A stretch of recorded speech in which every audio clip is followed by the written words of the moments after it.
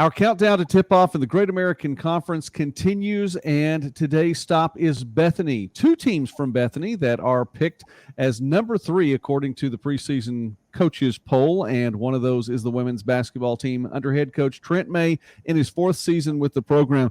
Coach, you got to do something that not a lot of teams did last year, and that was win a conference championship.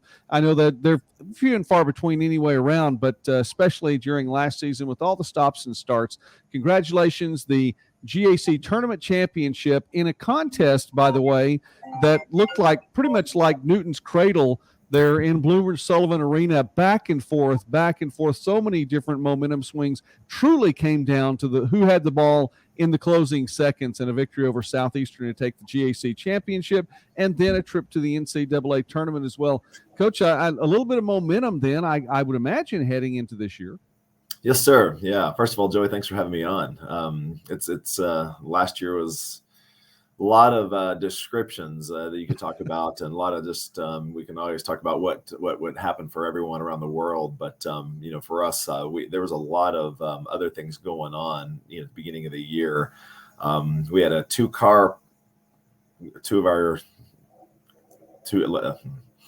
team was in basically a wreck. We had 2 cars filled with girls, and thankfully all had their seatbelts on, but they were in an 8-car pileup and outside of Dallas. There were some injuries, and one girl didn't get to play because of too many concussions from that wreck. Another girl had Abby Nehus had broke her hand, and so she was actually out for 6 weeks. And so the timing of all that, of not playing a conference schedule and just all the uncertainty, it actually allowed us to take a very detailed approach to her rehab and making sure that she had time and to get back to where she needed to be. And that was on her shooting hand as well. And so there was just, that, and I could go on and on with other list of things, but everyone else was kind of in the same boat with COVID. But we had some other things as well. And one of the things we kept talking about is like, hey, once we find some sense of normalcy, whatever that is, and whatever that looks like, and we're going to, it felt like we were going to play some form of a season. And if we were going to play a season, what would that look like? And they're going to crown someone as champs.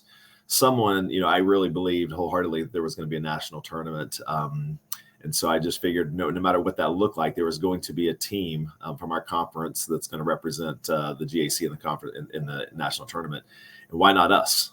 There's going to be somebody's going to be named. There's going to be all conference awards and player of the year and all those things. And so why not us? And we just talked about that with all the craziness going on. It's like, what is something that we can still not control, but we can have a little bit of say in, if that makes sense. And so we just, our girls did a phenomenal job of just staying resilient and just staying in the moment and not really worrying about, that's one thing I love about leadership within a team. And they really, they'll take on the identity of the coach, but they'll also listen and really understand and go, okay, hey, this is, if coach says we can do this, then we can. And let's have that to be a team mantra and speak on those things, and not just what the coach says, but we'll echo that as far as players are concerned. And so, long story short, there you go. That was in a nutshell. Then we get to play the games and get to have that season and get to go on to the national tournament. Well, I like that, Coach. I like that a lot. Why not us? That's a great approach, especially to what last season was. Well, okay, if you're a Southern Nazarene Crimson Storm fan, I want to read some names off to you and see if this sounds familiar. Peyton Jones, Cassandra Awat, Alexis Jones, Abby Nehus, Kennedy Gillette, Emily Monahan. Those names sound familiar. They should if you followed Southern Nazarene last year. Of course, we called their names a lot during the tournament as well. These are your top 6 scorers from last season. Really got the bulk of the playing time as well for the Crimson Storm. All 6 of them are coming back, Coach. That's amazing to be able to bring something like that back. And at least 3 of them have that little GR besides their names, graduate students. So they're getting that. They're taking advantage of that extra time. They are, and we're very thankful that they wanted to continue to not just play, but just be part of the program. They've been such great ambassadors for the program and such, stalwarts with what we're doing. And, just when I first got the job, you look at it and you go, Lex and Abby and Kennedy, and they're sophomores. So I hopefully get them for 3 years, and never did I think during that time, I'd always thought, hey, when it comes to that senior night, boy, that's going to be tough. But now it is really pretty special that I really do get to coach them for 4 years. That's a lot of things that went on last year. You can look at it as, negative in so many terms, but there were so many positives as well. And I think that's what life does. Depends how you frame it and what your outlook is, and, and how you continue to forge on. And so I just, the fact that I get to coach these girls for another year is super special. And I'm super thankful. And that one day would want to come back and to, continue to do what we've been doing. Coach, talk about them for just a moment then on the court. And it is special. And I appreciate just the unique situation in which we're in right now, but they do bring a lot to the court game in and game out. They do. And thankful again, just the on-court leadership as well. And they're all three, continually getting better. And, Lex did suffer a, season-ending injury in the conference tournament against Southwestern, where she tore her ACL and meniscus. But I will tell you right now, she's playing, and it's Okay. good.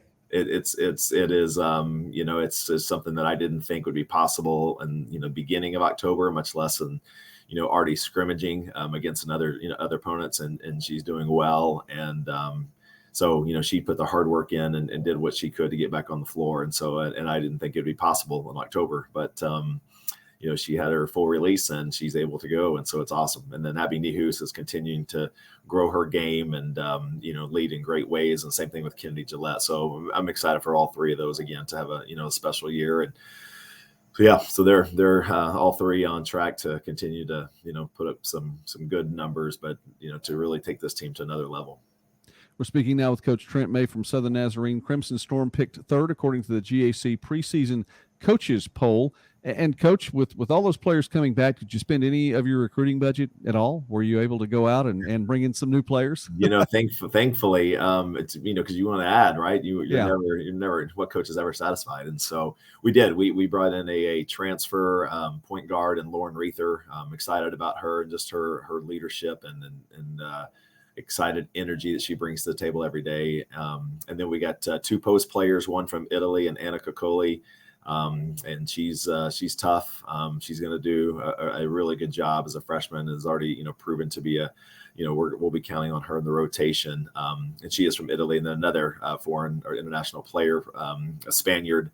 So it's, she's Ines Serrano is going to do a good job for us as well. Good size and understands basketball, has a good IQ. And so we're excited. We really have a strong bench, a lot of opportunity for good rotations. And, if you just have those nights where it's not on for you, or you're in foul trouble or not feeling well, we have enough players to be able to step up and continue to put us in successful situations.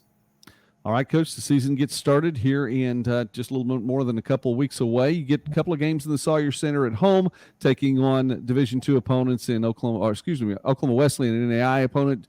Just down the road at UCO is your other in-state rival. Then you head out of state for a little bit. Head down to Lubbock, St. Mary's, and Angelo State there. And then there's your frequent flyer miles. You're going to get them all at once, I guess. Heading up to Fairbanks, Alaska, and some good competition up there as well before the GAC schedule gets underway. Back at home on December 2nd against East Central. Take us through the opening of your schedule and the opportunity that these girls have. Yeah, it's we like our schedule, we like the setup, and I know girls really wanted Hawaii for that Alaska trip. No offense to the Alaska people. But I think that's it's interesting how many tournaments have been canceled in Hawaii, and you don't know what that situation. So I'm glad for our seniors that they do get a trip. That if something, if we would have, gone for that Hawaii, and it would have been great to, the sound of it, but then probably would not have been able to play this year in that. So thankful we're headed to Alaska, and it'll be good competition as well. And we get 3 games, and sometimes you just choose destination places of things that people will maybe never go back to. And so they're gonna be like, hey, remember when? And it was cold, but yet, memorable experiences, and hopefully that is good. But, and then kind of moving back, we actually get an exhibition game with Oklahoma State. I'm excited about that. Yep. And then we start at home with Oklahoma Wesleyan, and then, UCO, and off on the road for a little while and then back home for conference. And so it's going to be a good stretch. And, I'm excited for the leadership of our girls and the maturity that they bring to the table and experience. And so, there's not a game on our schedule that we're not expecting good things from. All right, Coach. Well, we're looking forward to getting to see you all coming back as the defending GAC tournament champions as well. The Southern Nazarene Crimson Storm, again, picked third according to the preseason coaches poll. Coach Trent May, thank you so much for taking time with us today here as we count down to tip-off in the GAC. We appreciate it. Looking forward to seeing you this year. Thanks.